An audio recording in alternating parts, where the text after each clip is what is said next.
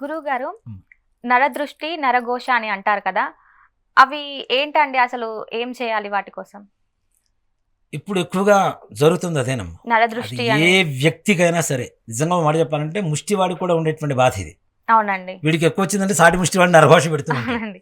అవునా? అంటే ఏ వృత్తిలో అయినా, ఏ ఉద్యోగంలో అయినా, ఎక్కడైనా సరే నరఘోష అంటే ఏంటి? ఎవరైతే ఎదురు వాళ్ళు బాగుపడిపోతున్నారు అనేటువంటి ఒక జెలసీ ఉంటుంది.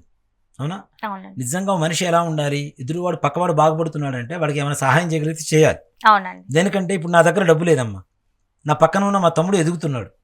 వాడికి ఏదైనా నేను చేయాలి అనుకుంటే నేను పోయి అసిస్టెంట్‌గా చేస్తే వాడు ఎదుగుతాడు. నిజంగా నాకు ఓ ₹1,00,000 అవసరమైనయి. వాడి దగ్గర ఉన్నాయి కాబట్టి నాకిస్తాడు. నా దగ్గర డబ్బులు లేవు. నా పక్కవాడు కూడా నాశనం అయిపోవాలంటే నీకెవడిస్తాడు మరి ఇంకా నీకు? ఎవరు ఇవ్వరింకా. ఇచ్చేవాడు లేడు గదా!